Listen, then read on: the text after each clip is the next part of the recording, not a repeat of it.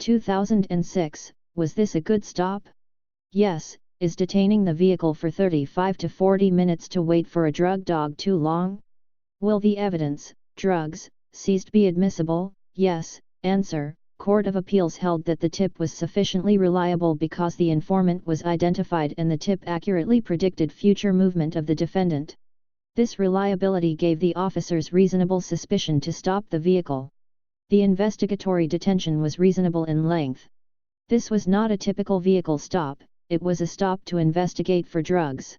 The truck was detained to quickly confirm or dispel the officers' suspicions.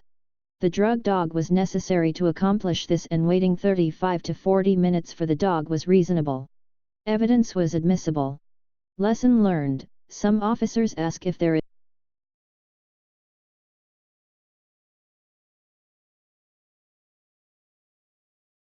On Interstate 40, New Mexico State Police stopped a vehicle going 84 in a 75. The driver gave the officer his California driver's license and a vehicle rental contract. The contract revealed that defendant was not listed as the renter or as an authorized driver. For about 25 minutes following the stop, the officer reviewed the contract, asked the driver and passenger about their travel plans, issued a speeding citation, and unsuccessfully sought to contact the rental company. At one point he asked if they had drugs and got consent to search.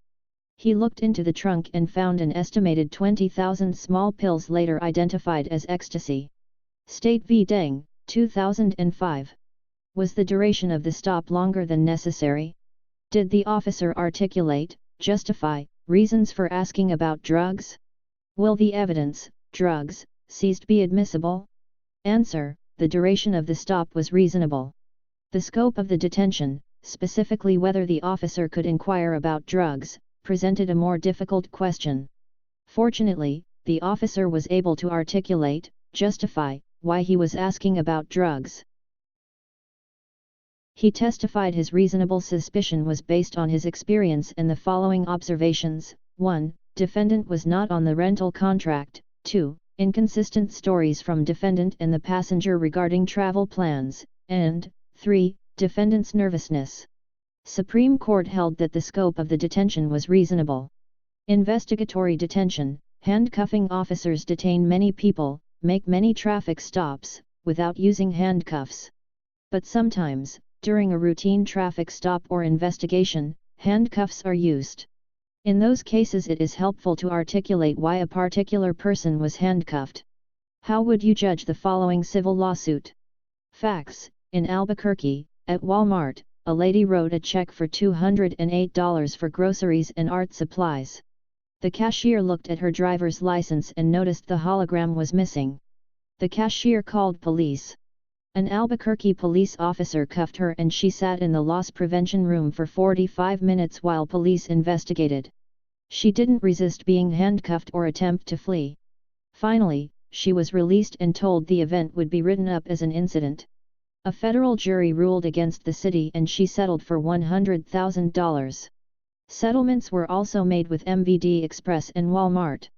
The judge noted, a generalized suspicion that a person is attempting to use a fraudulent check or driver's license is not enough to justify the immediate intrusive use of handcuffs.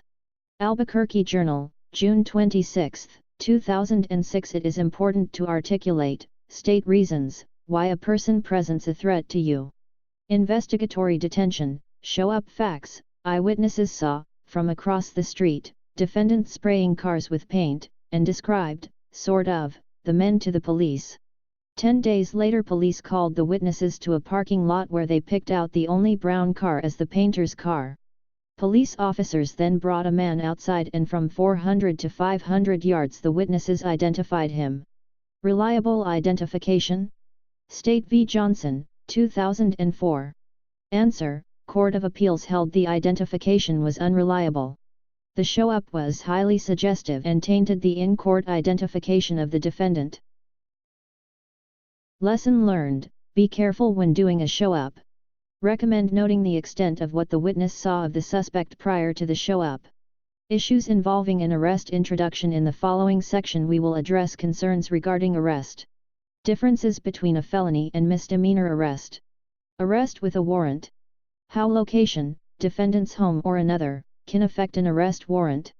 Examples of exigent circumstances. Arrest and domestic violence. Is an arrest mandatory or discretionary? Special circumstances, protective custody, mental disorders. Drug overdose and arrests. Consular notification. What to do when a foreign national is arrested. What to do with children when an adult is arrested. But before we begin these topics, let's try to understand what a citizen's arrest is. A citizen's arrest, which means to detain, allows a citizen to detain an offender until police arrive. Facts: defendant in Lincoln County was watching television when he noticed headlights in the driveway. Curious, he went to his porch, looked out, and saw his truck backing down the driveway. He grabbed a pistol and drove after the truck. When he caught up with the truck, he confronted two repo men and pointed his gun at them. He fired a shot in the air and ordered the repo men to leave. They did. Neither he nor any member of his family attempted to call law enforcement. He argued that he was allowed to detain the two repo men because he had the right to make a citizen's arrest. Is there a crime here? Are his actions justified? State v. Emmons, 2007. Answer: a citizen's arrest is meant to help law enforcement. Here, defendant wasn't seeking to assist law enforcement, this was about helping himself, being the vigilante. Defendant, a former certified police officer, pled no contest to 2 counts of aggravated battery with a deadly weapon. Lesson learned: citizen's arrest is not an accurate term. A citizen can detain a person, but a citizen cannot arrest a person. We'll continue to call it citizen's arrest, but it's really citizen's detention. Difference between felony and misdemeanor. Felony: an officer doesn't have to witness a felony to make an arrest. He or she can rely on hearsay, statements from others, as a basis for a felony arrest. Misdemeanors are a different matter. A peace officer, with certain exceptions, can only make a misdemeanor arrest if it occurs in his or her presence.